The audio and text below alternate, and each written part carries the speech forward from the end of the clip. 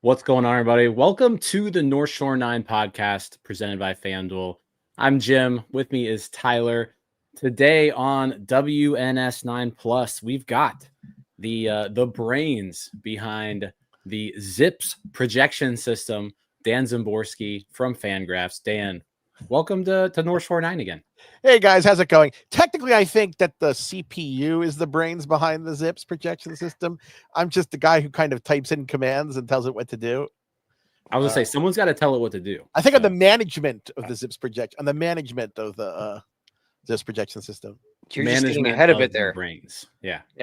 He's getting ahead of what we're about to ask him, I think. Yeah, when we asked him about how he said O'Neal Cruz was going to be a Hall of Famer 2 years ago. Mm-hmm. Yeah, it's not the craziest thing. It's not like you want to see a bad projections. Look back for my Lastings millage projection 20 years ago. Dear God, I still have nightmares about that. It's the second Lastings millage reference we've had on this show in 2 weeks. He didn't even get into the Hall of OK. No, he did not. You know what though, Jim? You know what he just said? He said, "What about my Lastings millage projection?" Oh well. I kind of responsible. I mean, I own the property of the Zips, but I actually would kind of be entertained to see a Hall of Average, in which they just put in the most average players. You can see like an exhibit to Sterling Hitchcock. Yeah, like who was the most 50th percentile outcome players of all time? Yeah, I think like here we have our display on Claudell Washington. Andy LaRoche has to be in there somewhere. Yeah, Andy LaRoche needs to be in there. Yeah. I need to kind of age these down a bit because I'm nearing 50 now, so most of the people who get my references are dying. Well, Dan, I would say that you look great for 50, but I haven't seen you in damn 5 years. Well, I look the same as the picture. That's actually pretty combed for me, as sad as that is.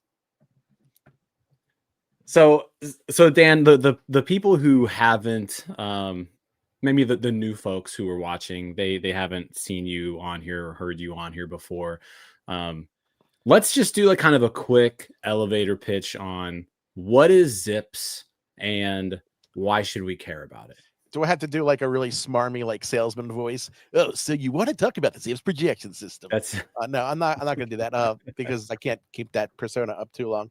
Zips is a computer projection system. It basically makes an educated guess about where a player is going based on what they've done with the past, normalizing some of the stats for the lack of quality in stats is a general thing. Only some stats are predictive in baseball and some are more predictive than others. Uses StatCast data, and it generates a model on the fly to kind of like those hurricane forecasts where you see where the hurricane is in the Caribbean and that big cone coming out, the cone of ignorance, I think I once heard it called. And that's just kind of the same thing, except instead of a hurricane, it's a player, and it's better to baseball because baseball is better than tropical storms. There we go. There's your pitch. Yeah, I'm not a good salesman. No, but you're just not a Pirates fan. Like tropical storms are obviously better. Well, I'm a Steelers fan because of a weird confluence of events. Also, I'm a Steelers fan from tropical Baltimore. Storms are probably better. Fan from Baltimore. Yeah, it was a whole. I guess to do it very quickly, I came of age when the Colts had already left town. So there was no football team in Baltimore to root for. My dad's family was from the Pittsburgh area, so I became a Steelers fan because nobody told me that Baltimore would have a team in another decade and they'd be the rival of the Steelers. So I'm now an Orioles Steelers fan, which just feels really weird. And like my friends think I'm a traitor half the time, but like nobody told me this stuff in 1985. There's no way to know. No way to know. Well, maybe if he had Zip's projections on where the future team will go. I've never projected a football team's relocation before. I was trying for you, darn it. I barely project baseball players. So speaking of baseball players, Dan. Oh, okay.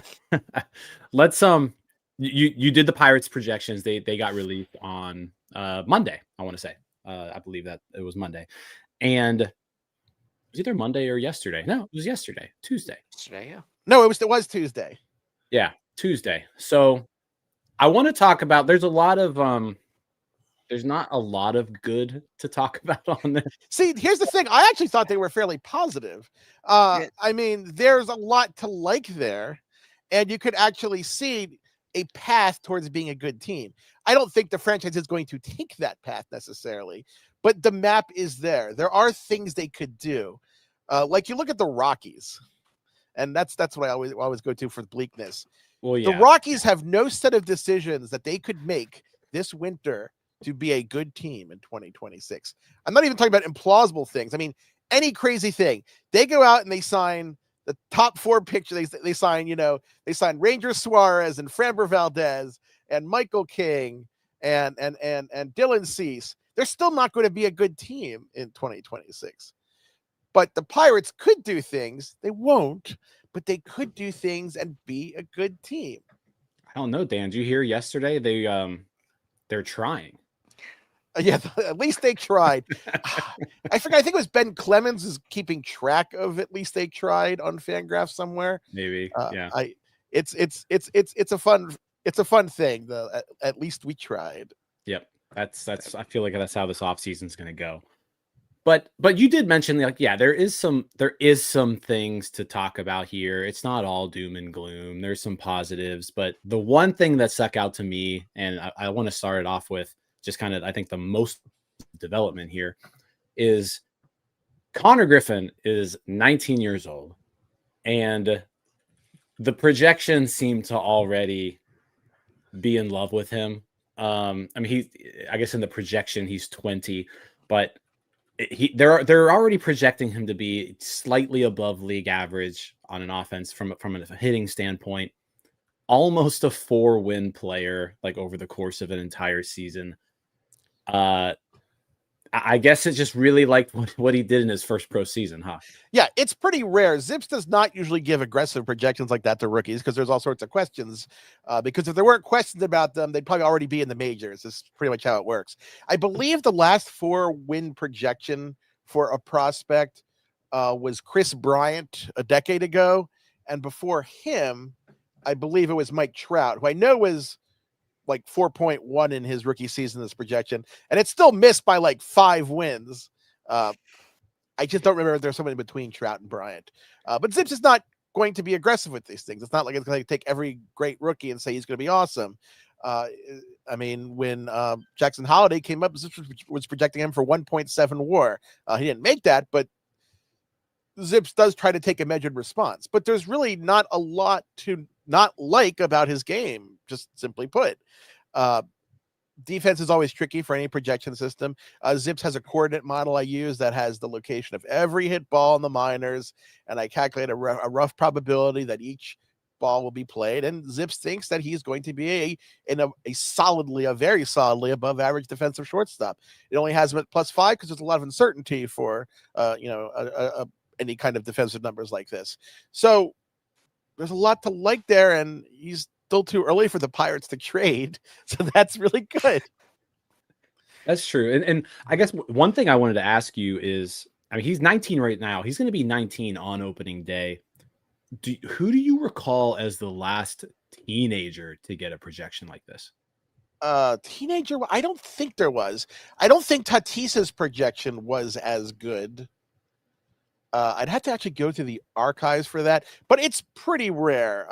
How old was Trout in 2000? So he was 19 when he came okay. up, wasn't he? And Well, Trout was 19 in 2011 when he debuted, but 2012 was his rookie year. Yeah, that's what he was 20 then, I think. Yeah, Zips did project him, if he had played in 2011, to be a 3.2 win player in 2011. Okay. So we're talking like a little better than that. Not to say he's going to be better than Trout, because No, that's what you said. see, yeah, that's always the risk. You say it's the last player since Trout to get that projection. Like, oh, are you saying he's going to be a 9-win player? Like, no, I'm not. I'm saying if I'm wrong by 5 wins, he'll be a 9-win player. Yeah, that's what I'm hearing. So Mike Trout as a 19-year-old was 3.2. Well, and somewhere in between Griffin's Mike Trout and Chris 3.6. Bryant. Yeah. In that range. But good Chris Bryant. We're talking 10 years ago. Yeah, Chris Bryant. We're talking Cubs Chris Bryant. Yeah, this is Rockies. Chris Bryant is really kind of depressing. He's not a real person.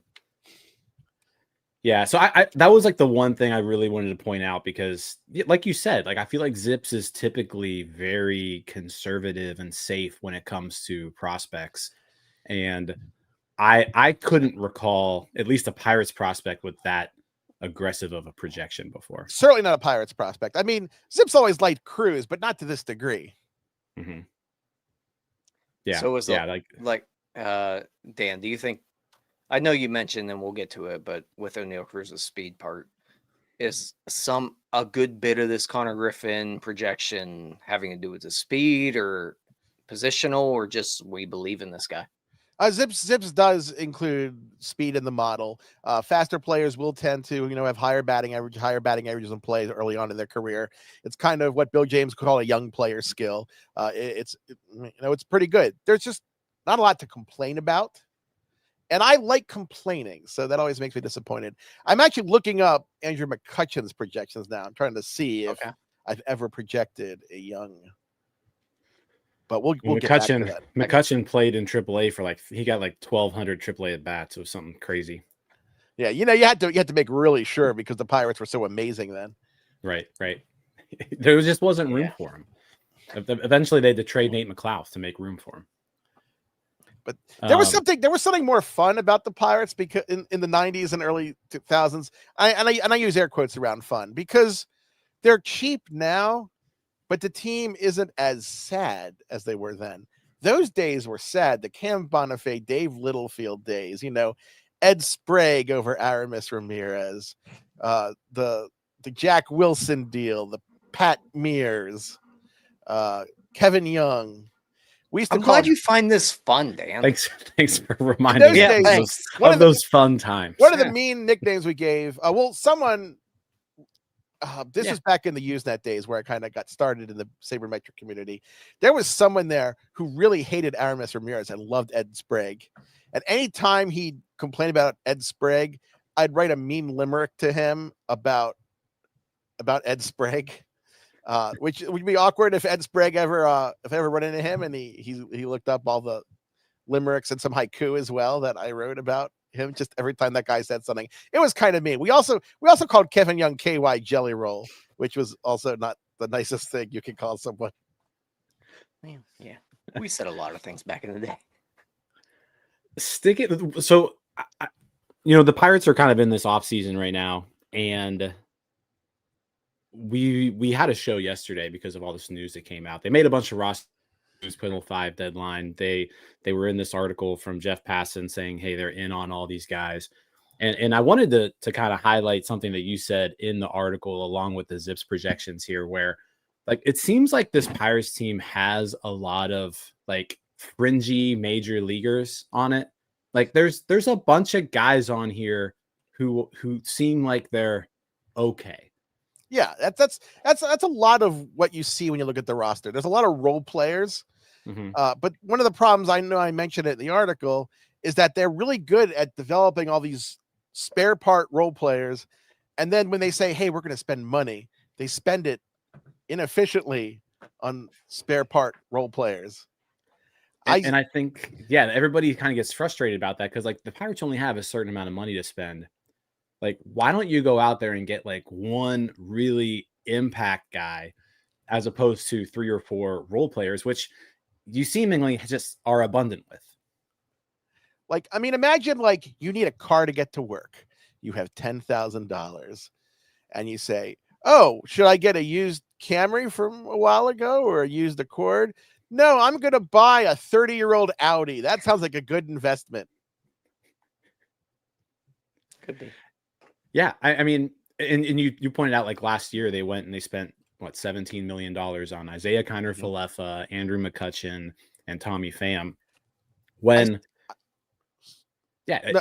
that money's better off spent on a higher caliber, on one higher caliber player. Yeah, I mean, people always say, like, what if they don't come to the town? Well, you know what?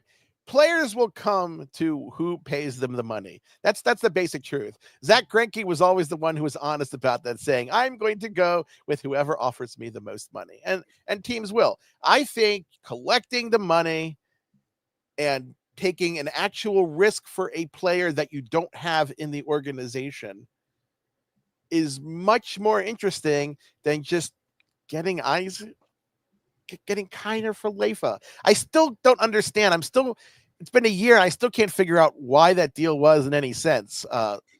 It was like it was thrust upon them, but like if you found out like his uncle was the owner of the team or something and made you sign him, that's the kind of deal it was, because even if it turned out better, it still wouldn't have been that good. By the way, I have checked, and Zips actually hasn't projected a 4-win Pittsburgh Pirate since 2017. That's 9 years, and that was the year projected McCutchen and Starling Marte to have 4 wins. And the best projection, there's been no the youngest that Zips has projected a position player on the Pirates to get 4 wins was last Andrew McCutchen at 23 in 2010. So Dan, Connor Griffin's pretty special. Yeah, obviously. What'd you have, Tyler? No, I was going to let Dan tell us how special Connor Griffin was there for a second, but I have been. Yeah, but we want to hear more. Darn it! The people don't want to listen. Have you heard my voice? It's high pitched. It's nasally. I still sound like I'm about 15. We only have. You know what I want to. You know what I want to hear about the Pirates' 4th best projected hitter, Nick Solak. Yeah. We just skipped over everything. I just let it happen. I just let that happen. You that did. Was on me. Happen. Hand up on me. I was pounding I was just pounding the drum all season long to play Nick Solak last season, and they wouldn't do it. They just let him be in AAA with like the best AAA season in Pirates history. Well, and now I see this, and it's like he's an above average hitter according to Zips. No, Dan, I got to stop. Dan, hold on. Dan, can I pause you for 1 second on that? Because he's going to make you go on to an entire Nick Solak soliloquy here. But he is the same fella that told everybody that's a Pirates fan that Jack Suwinski was prime Juan Soto. And Jack Suwinski is a fella that I think might have slightly broken your Zips metrics here. I think Jack Suwinski has broken Zips. Yeah, we are 3 years into Jack Suwinski being shown as a plus like 110 OPS plus hitter, and Jack Suwinski has been a terrible hitter for 3 years. Zips is still... So don't listen to Jim and go on. He's only been terrible for 2 of those years. Well, yeah. He was good in 2023. No, Zips still holds out hope for him, especially, if he's in the platoon role. It's the thing about him is he has some really good peripheral stats that suggest a better approach than he's shown. He's disciplined at the plate. He doesn't swing at bad pitches, but it just seems to be a disaster the last 2 years. He doesn't hit the baseball. I know that's a real problem for a hitter. Yeah, I mean, it's in the name of the it's job. Hitting a baseball. You have to do one of the most important pieces. Yeah, but the thing is that sometimes Zips will keep on these guys and then will look nice later. Like every year, I say that Zips is crazy about Dean Kramer, and then every year he has this long stretch where he's like the best Orioles starting pitcher for some apparent reason. But in the end of the day, the projections are what they are. If I put my thumb on them, they probably will get less accurate overall. even if my Jack Suwinski projections may get more accurate than. I mean, like, but here's the has thing. Jack Suwinski broken your system? But here's the thing about Suwinski. Once the Pirates were out of the clearly out of any wild card contention. So like April 10th. Who is more likely in the end to be a good hitter in 3 years? Andrew McCutchen or Jack Suwinski? Well, one's going to be honestly, ARP. After I don't know. I'd be willing to bet Andrew McCutchen at age 42 is a better hitter than Jack Suwinski at age like 29. Okay, but anyway, we will review this projection next year for our Jack Suwinski segment. We will. He is top 5 every year in the Zips projections. He does. Zips just loves him every year. And it gets me so excited because I want to believe. He's just so bad at hitting a baseball. One guy who it does seem like Zips is kind of souring on a little bit, though. You mentioned kind of, eventually it kind of figures it out.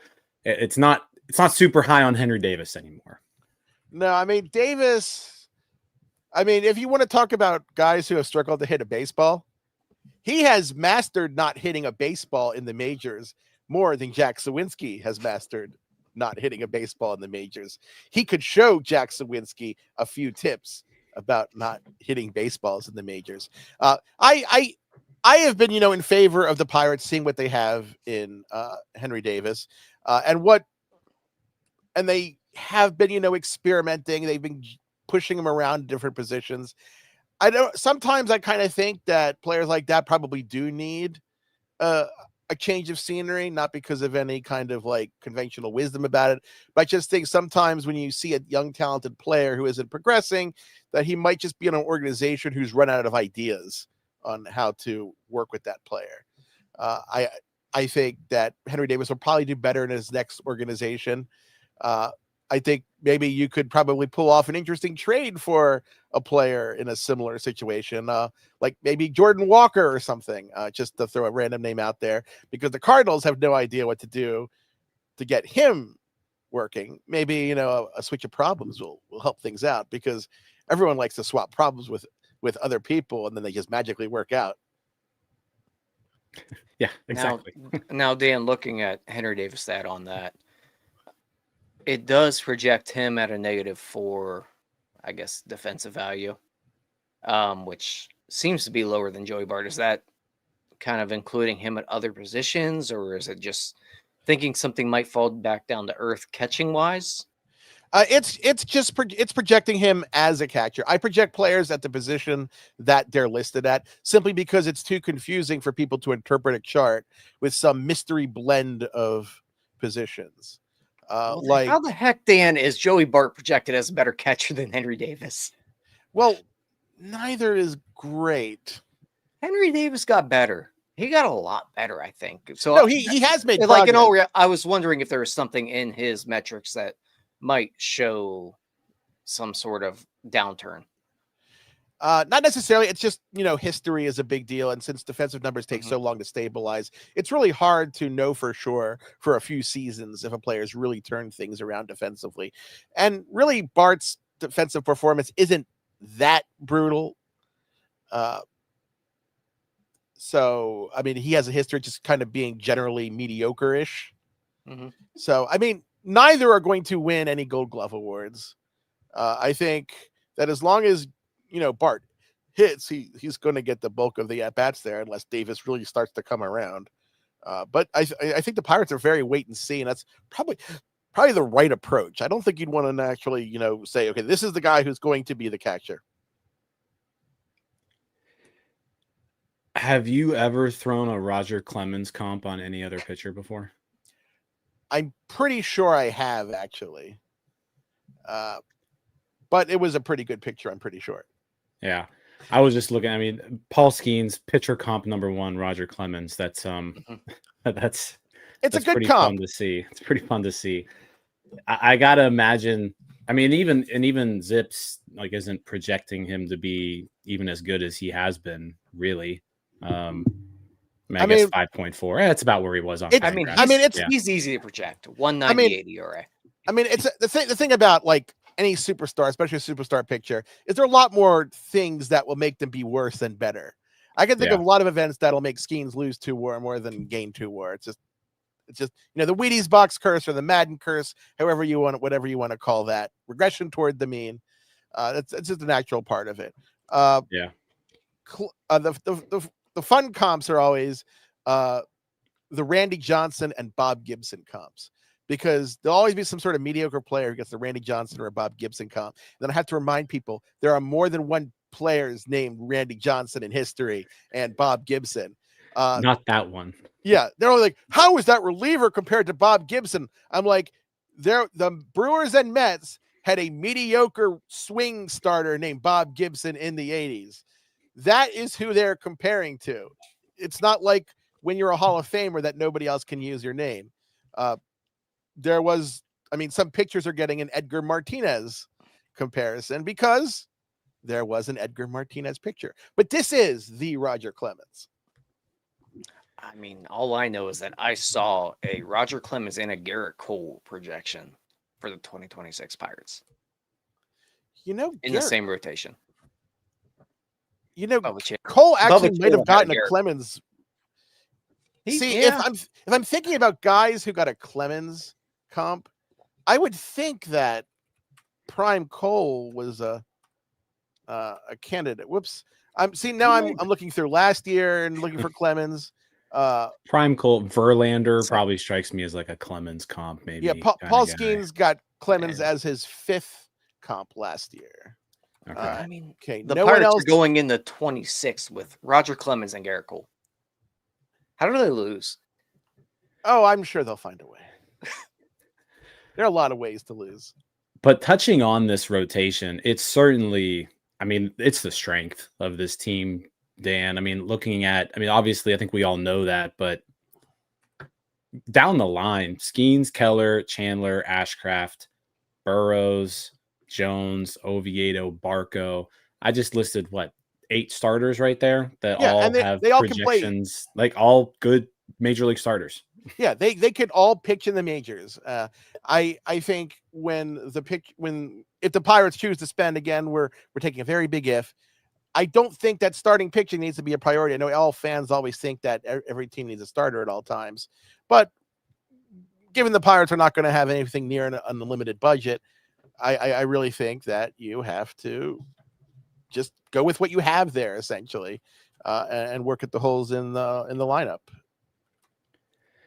I'm still looking for Roger Clemens. No top threes yet. Even the bullpen, like some guys who kind of came out of nowhere last year. Isaac Mattson looks like, he may actually be legit, at 30 years old. Because he, like I said, kind of came out of nowhere last year. Rule 5 guy, Tyler Samaniego, who was just added. He looks like he's the best lefty reliever on the team right now, is what it seems. Carmen Sandiego. Where in the world is Carmen? Do you remember that show from the 90s? The Where in the World is Carmen Sandiego show? Oh yeah. I had the board with Rockapella. So it was a great show. We did a show last night. Where in the world is Carmen Sandiego? From Nashville to Norway to Czechoslovakia and back. Say, I remember that. We had a show last night, and we talked about this a little bit, and I don't know who Tyler Sandiego, whatever his name is. So I just kept calling him Carmen Sandiego. Yeah, you were very... That's very... Hopefully, like, his family didn't watch that show. Well, they probably don't like you very much. You know what? I'll be rooting for him. But yeah, no, I know whenever we do these, Dan, we kind of always go in and be like, hey, like, what if we did this? What if we did this?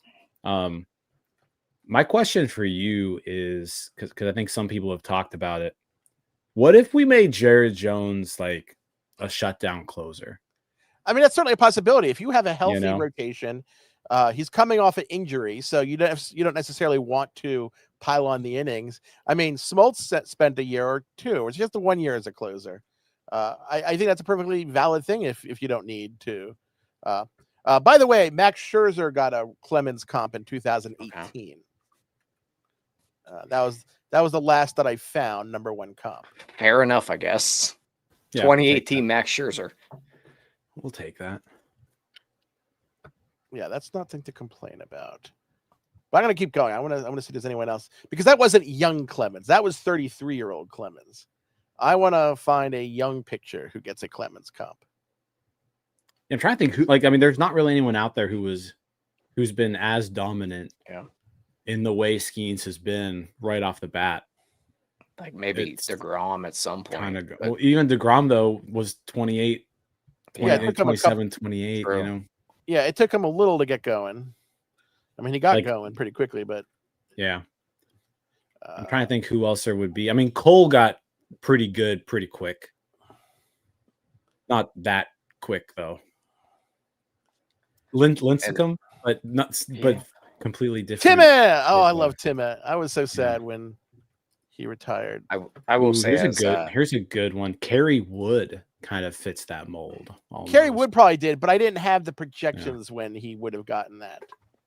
I will say. How about Mark Pryor? Was it back then? Yeah, we're getting close there. But I didn't do the comps at that point.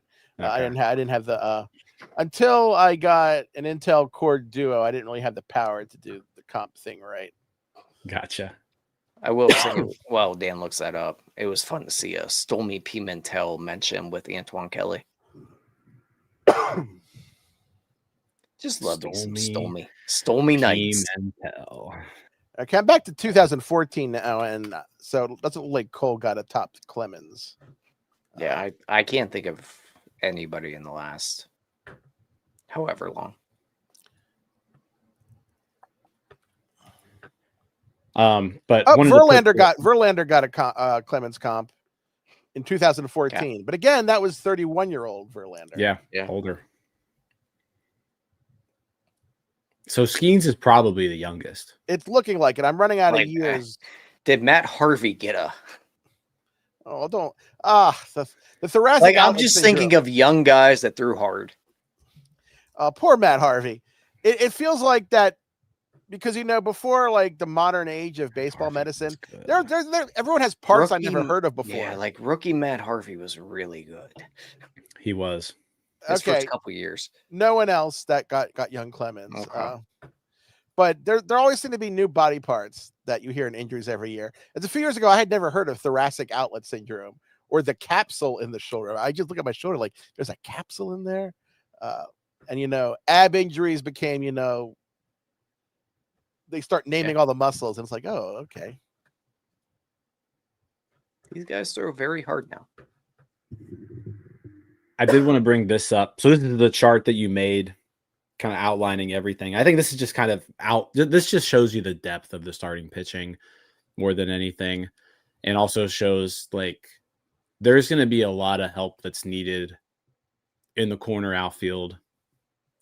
Specifically Suwinski, because Suwinski over there with a 1.7 WAR. I'm just not buying that one, Dan.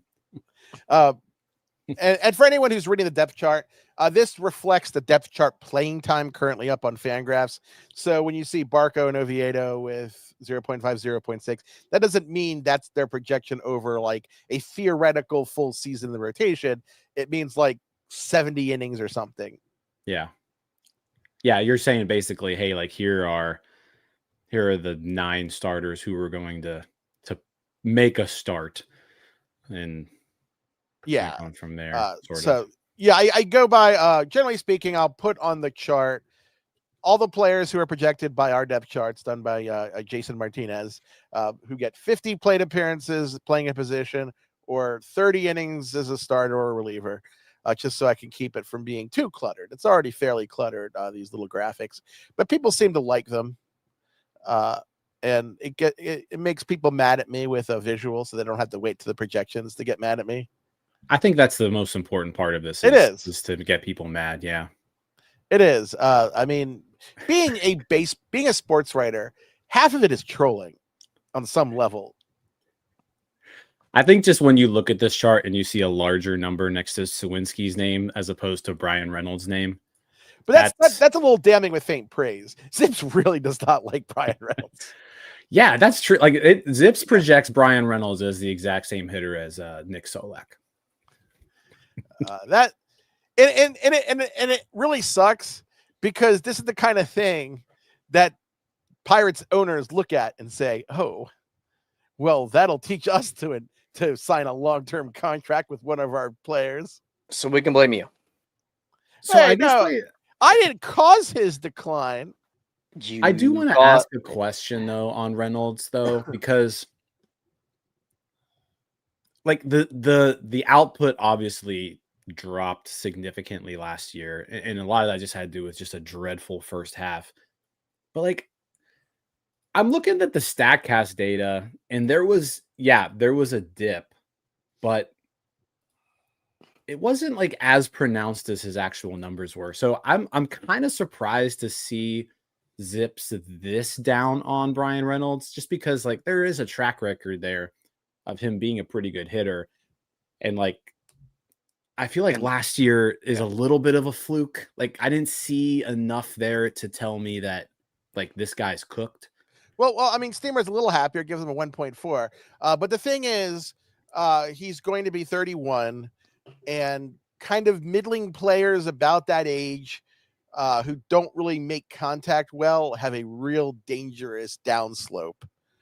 Because if you're not a contact hitter that makes a ton out of that, crushes anything you happen to make contact with, once you start to lose your swing just a little bit, it can go bad really, really quickly. Now, looking at his numbers again, how much does Zips account for expected stats with StatCast and things like that? Because Bryan Reynolds had a bad year, but expected wise, he was above where he ended up. Well, Zips has its own model that's similar to StatCast, but also uses things like direction, which the StatCast stats do not use.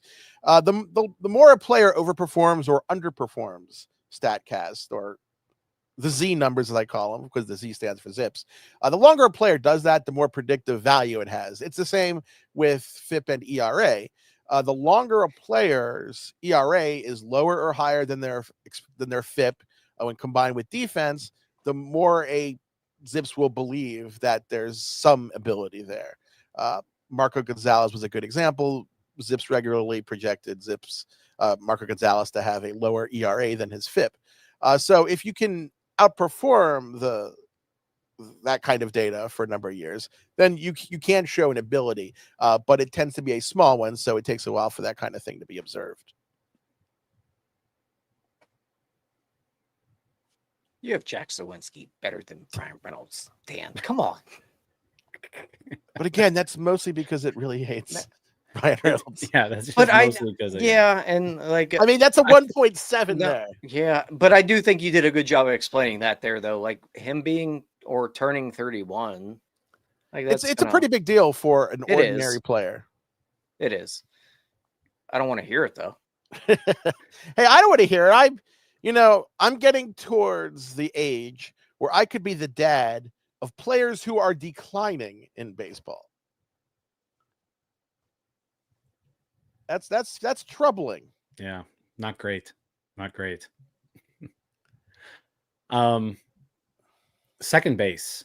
I want to talk about that too. How much of this chart right here, like Nick Gonzalez, I would imagine the Pirates are looking to maybe upgrade there a little bit, but he's also in play to be a shortstop until Griffin arrives. You've got Gonzalez kind of as the top name here. So I guess Fangraphs depth charts is saying, Nick Gonzalez is the starting shortstop for the time being. Is that kind of what this is going by? Yeah, right now our depth charts have pretty much a York Gonzalez even split, which I think I'd have to ask Jason, but I assume he's assuming a late season call up for Griffin. Something would have to go terribly wrong, I think, for that not to happen. I mean, Zips thinks that second base is okay-ish, but sees very little upside in either Gonzalez or York. So with that being said there, and it kind of ties into my next guy I wanted to ask about. I think I saw Jared Triolo marked down for some negative defensive value. And I assume that it would be because maybe you were projecting him at shortstop there. Yeah, I listed him as a shortstop. Okay. So -1 at shortstop relative to the position is actually pretty solid. That's solid average shortstop. Okay. Yeah. Okay. So that makes sense then. Yeah. But the actual WAR projection on the chart is for him as a third baseman. If I'll probably change that coming into the season, but this time of the year I don't really get too into the weeds about it because so many teams are making moves and I don't want to, jump the gun too much. Okay. So my question. Yeah, so I guess Dan, if you were running the Pirates and you had $30 million to spend, and you also have Mitch Keller that you could trade if you need to. Okay. What's what's your offseason look like?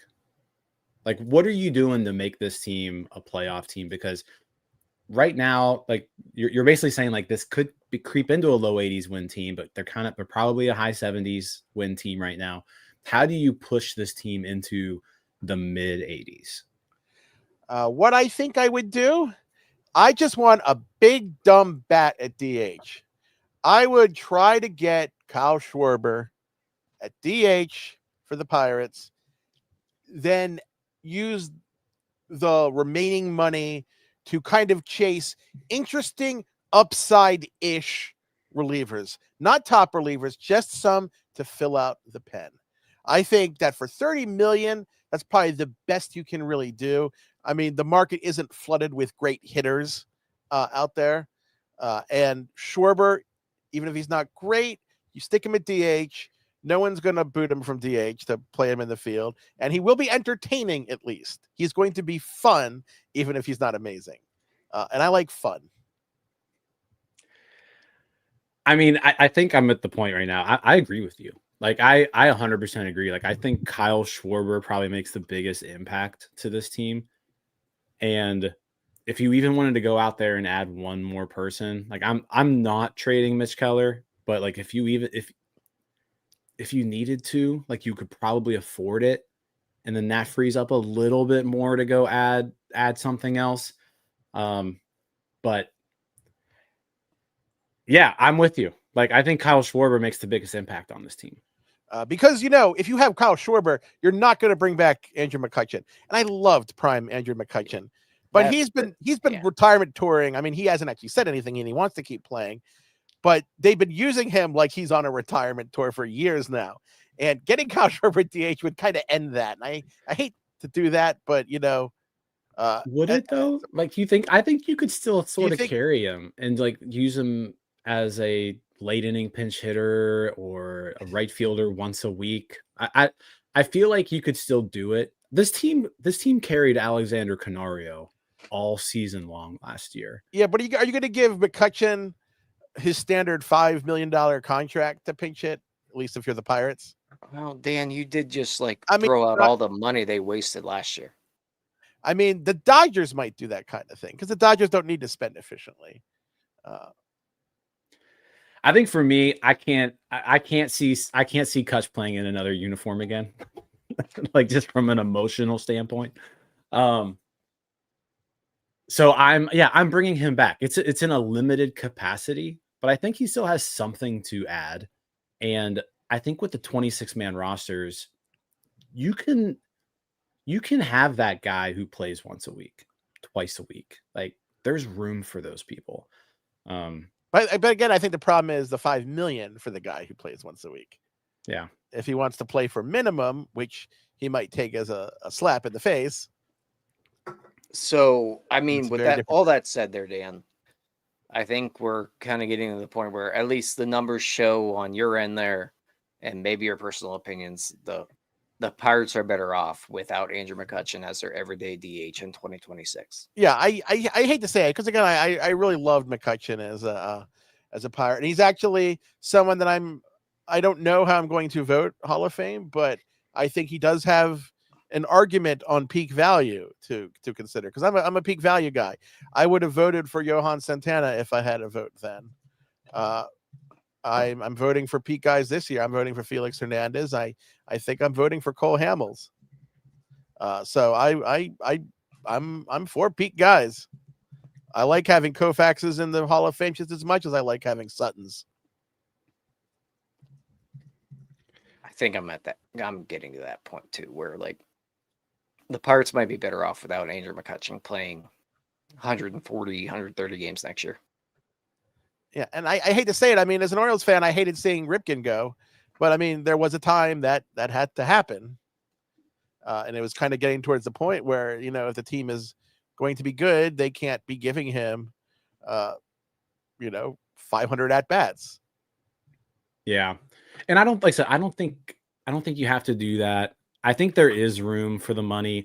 Like, if you're Bob Nutting, I'm almost like McCutchen's $5 million. Like, figure out a way to make it so that that's not even like coming out of the payroll budget. Can you not count this? Yeah, it'd be like, you know what? That's a great. If you could do that, that's a great budget technique. Okay, Bob, I got this plan for you. How about we spend $5 million, but it doesn't count as us spending $5 million. Doesn't count. Yeah. No, I'm gonna try that with my next car loan. I'm gonna go to the bank, say, how about I spend X amount on my car loan every month, but it also doesn't come out of my account. Can we do that? And then I think they call the police at that point because they think I'm robbing them. Just pretend money. Just pretend that I paid it. Make your own crypto or something. I mean, you can hit the paid button and just go wink, wink, and then I'll get it. Jim knows all about that. He's been giving it away for 2 days. Oh, Dan, my Twitter account was hacked by some crypto person, and I just got it back like 2 hours ago. So yeah, the crypto schemes are. Congratulations. Some people aren't that lucky. Voris McCracken never got his original Twitter account back. He had to have a new name. It took me like 5 attempts with Twitter support, but I did finally get it. I was really hoping he would never get it back. Voris, it would have been hilarious. He would have been on Blue Sky, and nobody's on Blue Sky. Yeah, I was just posting on Blue Sky into the void for a couple days. There are a lot of baseball people on void. There are a few on Blue Sky, but I Blue Skied them. I don't know what the phrase for it is. I think that they skeet things like they Sky tweet. I don't like that. Yeah, it feels like skeet shooting. I'm thinking John or Lil John. I'm kind of amused though that there's kind of this dichotomy now between Twitter and Blue Sky, where there's like two different ecosystems of people being retweeted into my timeline that I don't want to read. And it's like, okay, which flavor do I want right now? What group of crazy people do I want to see? Because there are a lot. People see, I don't follow crazy people generally, but crazy people like to retweet things and I see them. You got to follow more crazy people. I don't want to follow more crazy people. Well, I mean, you're on this show right now. Let's see what else we got here. I actually did want to touch a little bit on Rafael Flores. Projection wise seems to be in a decent spot with the bat. Defensively, nightmare. Yeah, the thing about him, he's one of those tweener players. You're not quite sure if he can hit well enough to play first base. You don't really think he can, field well enough to catch. So it might take some creativity in using him, but you can get a use out of a guy like that, I think. So we're not like he can pinch hit for Jack Suwinski when the lefty comes in. Basically, Zips doesn't really love him from what I'm gathering here. No, Zips. But if you think Zips doesn't love him, I don't think Steamer was Steamer. I think Steamer was equally as. See, I'm trying to see. I don't have all the Steamer projections memorized. So let's see. 87 and Zips projected Zips does like Flores more than Steamer. I use OPS Plus just for the charts. But Zips projects a WRC plus for Flores of 99, and Steamer has him at 87. So in this case, Zips does like him better than Steamer does. I want to talk about another young guy who kind of had a breakout last year. Hasn't played above AA, but Zip seems kind of, I mean, for where he's at right now, they seems to be high on him, and you've got a 3-year OPS plus of 103. So maybe I'm curious on what like the 3 to 5 year projection is on Esmeralda Valdez. Okay, well, I can actually open that up really Very close quickly. to Flores, from what I saw. Just Okay. that wise. Whoops, I opened up the wrong one. Zips storage 2026. It takes me a while to open files because I name my spreadsheets absolutely terribly. I have my documents folder has more than 5,000 spreadsheets in it, and probably about 4,000 of them are named very poorly. Like I was once trying to find I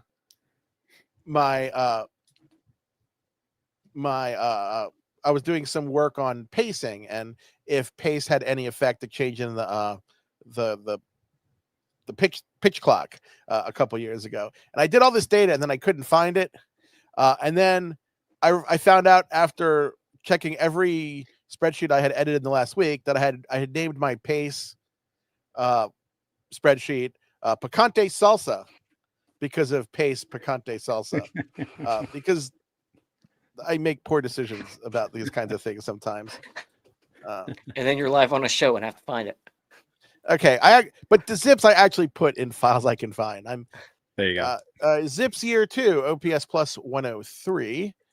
And that is a line of why is that not listed? So that would be what, age 23? They're saying Valdez slightly above average. Yeah, Zips thinks he will hit. And that's 107 the year after. So it does think he could be a competent offensive player. Yeah, 17 homers right now as a 22-year-old is what it's got. Let's see, 17 this year. It projects him into the 20s in the next several years. Has him kind of peaking as a 23, 24 home run guy. Peak OPS plus is 118. Ooh. And his WARs do get into the mid 2s. So that's a solid projection. I mean, yeah, that's not bad. I think if you told me Esmeralda Valdez would turn into a mid 2 WAR player, I'd probably. I mean, like if you told me he turned into Spencer Horwitz, who also Zips seems to really like. Yeah, Zips likes Horwitz. I mean, Horwitz has an interesting record. And it hasn't worked out yet. I love the Doug Mankiewicz comp. Oh yeah, that is a good one. I love that comp. Yeah. I mean, Horwitz will draw a walk. Comp. Sorry. No, it's. I mean, when you talk to people, sometimes they act like he was bad last year, but he wasn't. And I don't. Maybe they're not Pittsburgh fans, but like, I got some people. I actually had one person who was like, "How does he have a good projection? He didn't hit in the majors last year." I mean, he had a 119 WRC plus. He did hit. I mean, he didn't hit 30 home runs or anything. Yeah, he was the best hitter on the team. Yeah. I mean, hands down. He was a competent. I mean, he's not going to be a Gold Glover even at first. He doesn't have a huge upside because he's already, in his late 20s. But it's way better to have a guy like Horwitz as your starter at first base for 3 or 4 years than just sign some random 37-year-old for $8 million. Can we do a little exercise here with Horwitz? Yeah, sure. I mean, do I have to do exercise? Because so the report on yesterday was that the Pirates made a pretty significant offer to Josh Naylor, which leads me to believe that if they can sign a first baseman, they'll do it and push Horwitz to second. What does that look like with Horwitz being just the everyday second baseman? I can actually project that. which I guess is why you're asking me that. Yeah. That wasn't that much of a statement. Like, oh, you want a projection, do you? Well, I have a surprise for you. You've talked to the right person about that. Because actually, he played a little bit of it in Toronto, and it didn't really seem like it went very well. But so I'm curious on like what would that look like with him as an everyday. On the plus side, it wasn't disastrous, and it's good to try to experiment with these kinds of things because sometimes they'll work out. Like moving Mookie Betts back to the infield was kind of a crazy gamble, or when the Dodgers made Bellinger, who came up as a first baseman, their center fielder. Obviously, Horwitz doesn't have that kind of upside, but I think that you should be experimental with your talent because if an experiment works out, you've found a new use for a player that can bring value. And Spencer Horwitz playing second base would have quite a bit of value. Right, because and then also like it's pretty easy to find a first baseman who with a 120 weighted runs created plus. Not that it's easy, but it's easier to do that than to find a second baseman. Yeah. Let's see. I mean, he does have some experience playing. I mean, looking at it, Zips sees him like about a 5 to 8 run below average defensive second baseman.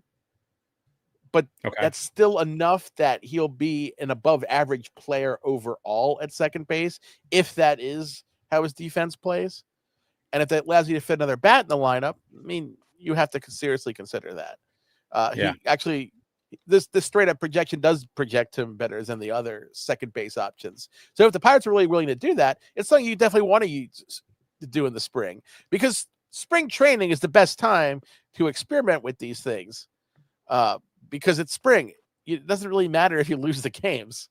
I remember some years ago when Ryan Braun was still ostensibly a third baseman, the Brewers, I don't think they actually even played him out there, but they were making some noises that they were going to try to give him some time at shortstop in the spring to see what happens. And people were like horrified, saying he's not going to be able to field shortstop. I'm like, okay, probably not. But so what? They lose a spring training game? You don't lose anything by venturing. I'm a believer that any hitter, once they look like they're about done, if they have a strong arm, stick them on the mound in spring training and see what happens. Just try it. Yeah. Yeah. I would if I'm the Tigers, I would give Javier Baez some innings on the mound during the spring. I said that last year, and I would do that this year. If it doesn't work out, okay, you've lost a couple spring training games. Maybe someone in Clearwater will be upset, but it doesn't matter. And I'm going to go out on a limb here. I don't think that'll work. You never know, though, until you try. Yeah. I don't quite think he knows how to throw a really good slider. So like along those lines of thinking, that's just, again, I've been of the mindset that I think putting Horwitz at second could be catastrophic, but maybe not. I mean, Nick Gonzalez was a bad second baseman last year. So like if you just replace him with an equally bad second baseman that can hit quite a bit better, and then add, I don't know, like what if you did, and then you add Ryan O'Hearn to play first, like that right there is a pretty instant upgrade, I think, overall. It still surprises me that Ryan O'Hearn turned out to be a good hitter, because I mean he was pretty awful with the Royals. I remember watching Ryan O'Hearn play for Omaha like 3 years ago, because it was like he just couldn't stick around in the majors. He was bad for Kansas City. Baltimore figured something out with him, though. Let's see.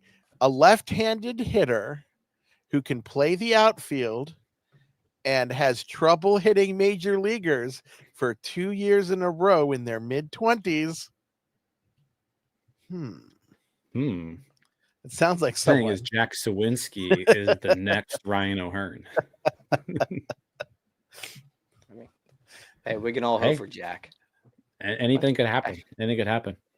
Jim and I have been on the Jack train for a while. I gotta root for the guys with the Polish last names. That's true. Now I've always been a huge Jack Suwinski fan, and it's just like he just breaks my heart every year, every at bat. Really, I mean, I was pushing full steam ahead on that Jack Suwinski train coming in this year, and I think I've given up on it. One guy, real quick, that I definitely been on the train of, and I think that Zips loves as well a little bit here. Braxton Ashcraft. Oh yeah, Zips does like Ashcraft. Is it? And I mean, last year at the major league level, we saw the walk rate increase a little bit. Is that kind of tying in a good bit of his minor league numbers, or is something a little more there with him? I mean, I love the dude. He's nasty. The big risk in walk rate is generally one of the leading indicators is first strike percentage. And he did have some issues with that in the minors, which was concerning. But Zips does like his minor league record. He did it in against some pretty strong competition because the AAA environments are pretty high offense these days. I think people kind of forget that. In certain teams with Pacific Coast League AAA franchises, the translation for their pitchers in the majors is just the pitcher's performance in AAA, just because there's such a big difference right now.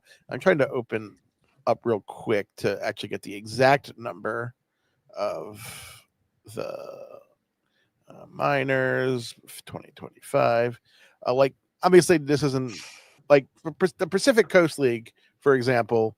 The average ERA in the Pacific Coast League last year was 5.5 almost, which is high. That's even wild. by Pacific Coast League standards. The International League, where is that? International League last year, ERA was nearly 5, and that's really high for the International League. 4.67. The league had a 750 OPS. The high minors are a much better offensive environment than the majors are right now.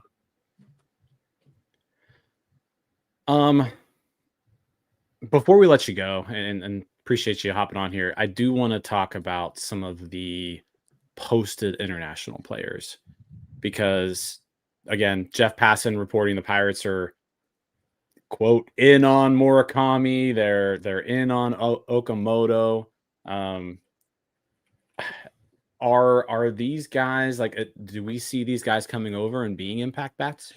Zip sees Murakami as the most interesting by far. The pitchers don't actually project anywhere near as well as either Yamamoto or Imagawa did. But Murakami, he's not a defensive player. Luckily, I don't think that the Pirates signed him that they play him at third base. It seems that he's a butcher.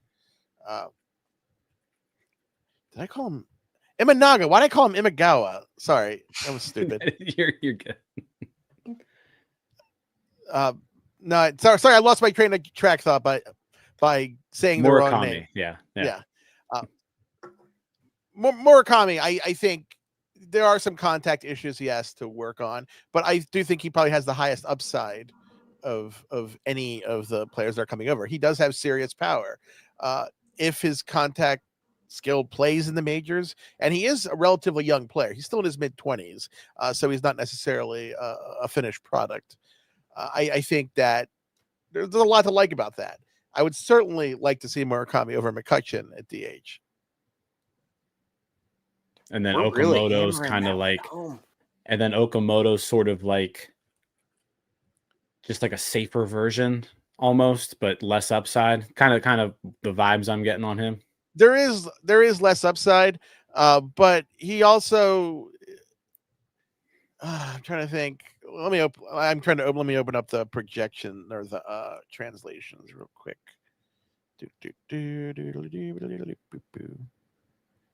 We can keep going while I slowly get this done. No, yeah, I really just hear you like hum. No, but like those are the guys, because like Murakami, I don't think the Pirates are probably realistically in on him. I think a lot of the large market teams are gonna, throw their money around if they need to. Okamoto is someone I could see them like really actually being a player for. And then if they wanted to go, a step below that, Sung Moon Song is in there, coming from the KBO. I'm just curious on how Zips thinks about those guys. Okamoto translated by Zips pretty well last year in the 280, 360, 480 range. Easily his best translation. So there's definitely, if the Pirates can swing that, very handy.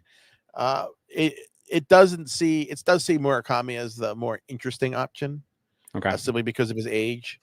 Because generally speaking, the players in their mid-20s do tend to adjust a little better to MLB than players who are already in their 30s. Yeah, Okamoto's already 29, I think. So you're it's almost a finished product at this point, you would think. Yeah, and Japan, NPB has slowly become a more MLB-like game than in the past, but it's still a different game. They still, value contact a little differently than in the majors. They still don't like strikeouts more than major leaguers don't like strikeouts these days. So while the natural inclination is going to be towards the MLB's style of game, it's not quite there yet. KBO wise, Sung Moon Song. Sung Moon. I don't know. I feel like he's just kind of like the next tier guy. Sung Moon Sung translated in Zips to 259, 322, 415, 1.5 WAR. So he's someone who's interesting, but isn't necessarily someone you want to drop a lot of money on. He's more of a speculative addition. Got it. And he's not super young either. He's in his late 20s. Yep. Okay. So they're projected to be Nick Solak. Slightly better than Nick Solak. It sounds slightly. The Solak factor. He's a free agent now, isn't he? A minor league free agent, or am I? He is a minor league free agent. Yeah. Sadly. Jim likes to bring up every single Louisville guy ever. Yeah. So we have to live with that. Oh, actually, Nick Solak had a pretty good translation in 2025, and I'm looking at him. We crushed the ball. Yeah, it was like the fourth best season ever for an Indianapolis Indian. Yeah, in translated WAR, just for one stint, Solak was actually in the top 10 for 2025. Obviously, Zips does not think that's going to continue at that level, but he's a player that if I were a major league team, I would definitely offer him a major league deal just to look at him, because he's a guy who never really got. No, he did get a full season in Texas, but he was kind of stretched playing second full time. But he is versatile, and that kind of player, does have some value. So is everybody the Pirates have ever signed, Dan. They just didn't have to go to Louisville, where I have to hear about the Cardinals constantly. This is why Henry Davis is still a thing here. Solak doesn't necessarily have to be a Pirate, but just generally speaking, I think. Oh, please, someone else take him, please. I would prefer he's a Pirate, but yeah, I would prefer he's anywhere else. All right. What did he do to you? I don't know. He went to Louisville, and I have to deal with Tyler's Jim constantly. Yeah. I don't know. Jim is some deep-seated dislike of Nick Solak. I'm sure he's a great guy. Like, if he would have went to Kentucky, I'd be a huge fan. But he went to Louisville. Unbelievable. Solak also sounds like a Star Trek villain name. Yeah, a little bit. It's Imperator Solak. All right. Well, what we gathered tonight is that Dan does not want Andrew McCutchen to be a Pirate ever again. No. See, that sounds terrible. You're gonna have to pitch. Szymborski ditches on why Andrew McCutchen sucks. That'll be. We're gonna clip that. We're gonna clip that. I've been writing long enough that there are very few cities I can safely go to anymore. Yeah, you just ran out the fan favorite. It's fine. Like, I had to stay away from Cincinnati for a while just to be safe after I voted Jonathan India second in the Rookie of the Year award, and I was the only one who voted him second, unfortunately, as the Cincinnati chapter. Yeah, I was to say you're in the Cincinnati chapter. Too. I am. So people had fun with that. They wanted the Reds to fire me, which I'm not sure how that makes sense, how that even works. Where were you? What award did you vote for this year? I voted for Rookie of the Year again. Okay. And I was not all I want now is if I don't pick the winner, I just don't want to be 29-1 because it ruins my all social media for me for like a week. So did you do both leagues, NL and AL? No, just NL. You did NL. You tend to vote for the league you're in based on the chapter you're in. Yeah. And sometimes someone from a chapter, because there's some chapters that don't have enough people, like Milwaukee. Sometimes a national writer or a writer from another chapter will pitch in. But in Cincinnati, there are only 10 active card holders, I believe, 10 or 11. So everyone kind of gets to vote most years. So there's no real need to pitch in at another chapter compared to some who have like just gobs and gobs of writers. Like Jay Jaffe, who's been in the Writers Association 2 years longer than me. He's never voted on a year-end award because he's in the New York chapter, which means that most people never get to vote. There's probably like hundreds of those. Yeah, there's like... I think the New York chapter has something like 90 writers with active memberships. I would just like to ask maybe one thing. If Connor Griffin comes up after his little window of 14 days, let's maybe not vote for him for Rookie of the Year just because I don't want to lose him for a year. Well, I can't do that. Well, I mean, for our sake, can you? Like, give me something here, man. We need to, we need to sabotage the Rookie of the Year vote. We have to. That's all I got. Well, at least you're asking and not threatening me. That's always a plus. I'd rather he get it, and then the Pirates just look foolish for keeping him down. Yeah, well, being petty only gets me so far. I'd like to be happy. At some point in my life, happiness would be fine. Oh, happiness is overrated. Yeah, you're right. Most of my best articles were written when I was pissed about something rather than happy about something. Yeah, you're right. Happy Dan doesn't write very well. Dan happy about something doesn't sound fun. Dan being mean sounds fun, and I'm mean if I'm unhappy. Yeah, never mind. Just go ahead and vote for him and make me miserable. It's fine, Dan. We'll remember it next year. Okay, I will do that. All right, Dan. So before we let you go, after the Pirates do their offseason moves, you have no idea what those are. How many wins is this team going to have?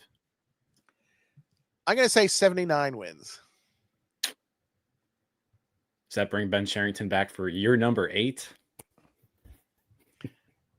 I don't know. I mean, nobody ever wins with the Pirates anymore. So, see, Ben definitely doesn't. Yeah. See, now I'm going to say 79, and then they're going to decide, after we get off the line, we're going to fire sale everyone. Just trade everybody. I don't think they're going to do that. I think they're going to try to win. It's just going to, I think it's going to go bad. Because they're not really going to try. So, trying is overrated. You know what? Hey, I'm happy. Dan said in his article that he could see a low 80s team, and that's before any moves are made. So, you know what? I think we're in a good spot right now. Let's see how it plays out. I'm more positive than I usually am. I mean, it is the NL Central. Obviously, the Brewers were very good last year, but there's no team that you're really terrified of in the NL Central. I mean, the Pirates do not have to beat the Dodgers to win the division. It's a good point. I just feel like the Brewers are going to use their magic again and win 95 games again somehow. Okay, well, magic is not expensive. No, it's not. I mean, Michael Scott on The Office had 2 magic sets. Yeah, but he also had jam. What did you have the Red? Because the Reds, you released the Reds today. I have them a couple wins ahead. Yeah, I mean, it all depends on the assumptions you make for playing time, and you can. There's always some give in that even if you know who's on the team. But I have the Reds kind of in like that 80 to 83 win territory right now. And the thing about the Reds is things can go very bad in Cincinnati. They make a lot of very foolish decisions with their free agent signings. Like the year they decided to just accumulate third basemen and had no idea what to do with any of them. And now they're paying Candelario like $19 million this year. And people were mad that I did not like the Candelario signing. But I actually had one person actually apologize to me. And people don't tend to apologize when they're mad at you. They only apologize. They remember it when you're wrong. They never remember it when you were right, ever. But except this one guy said, Dan, I'm sorry I was mean to you about Candelario. There you go. That you know what? That's nice. You'll remember that forever. That's nice. Hey, I will take the victories when I can get them.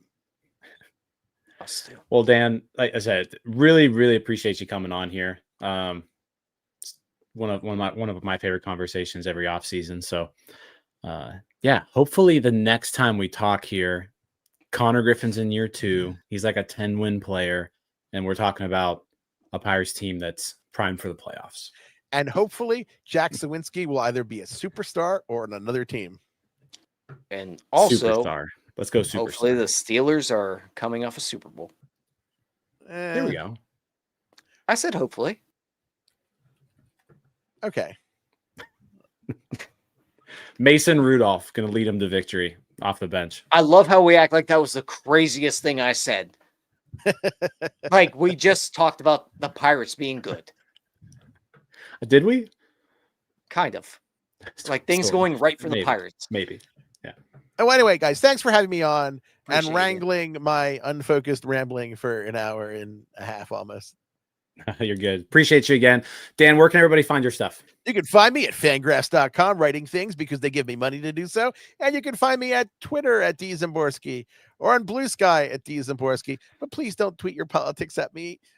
Even if I agree with him, I really don't want to see it because that makes everything in life worse. Love it. Also, shout out Alex for becoming a new member on YouTube. Alex, you're Thanks, awesome. Alex. Everybody, like the video, subscribe to the page. You guys are great. Click the bell to get notified when there are updates. Click all the buttons. All the buttons. Well, one of them's unsubscribe. You don't want them to click that button. Yeah, don't hit the unsubscribe one. Don't hit the thumbs down one. Yeah. Any other button should be good. And while you're at it, hit that on FanDuel plus 12,500 for the Pirates to win the NL Central. There you go. Plus 12,500. There we go. We'll take it. Wait, is that actually the probability rate? Yeah, that's actually what they're. I think that's to win the National League. It's to win the National League. Oh, yeah, okay. Central. I was thinking that was a division. No, I would think that one's probably like plus 7,000. Yeah, that's what I was thinking. Like pretty good. Because you gotta get those lines early before they stabilize when you see the winner. That's when you make the money. Once they sign Schwarber, you'll want to get that locked in. Get them odds now. You can cash that thing out. But you see, I'm going to say it one more time. If you get Schwarber, even if the Pirates suck, people are going to love Schwarber. Schwarber's so much fun because he's so classic. He's not a scientific guy. He's big dude, hit ball far, and that's a timeless. That's a timeless thing. I'm with you. Let's do it. Let's. I'm going to lead the charge. He's the Jerome Bettis of DHs. Yep. Yeah, I'm all in. I'm all in on Schwarber now. That's right. Okay, we'll see you guys. Have a good one. See you, Dan. All right, that wraps up this episode of North Shore 9. Thanks so much for tuning in. Whether you're listening on the podcast or catching us on YouTube, if you enjoyed the show, please give this video a thumbs up and don't forget to hit that subscribe button if you haven't already. It really helps us grow. And if you're listening on the podcast, a quick review goes a long way in helping others find the show. Plus, be sure to tell a friend about us. There's always room for more here in the NS9 community. And for those looking to support us a little more, consider joining our Patreon, become an MVP member, and get exclusive perks while helping us continue to bring you more of the Pirates content you love. Thanks again for all your support, and let's go Bucks.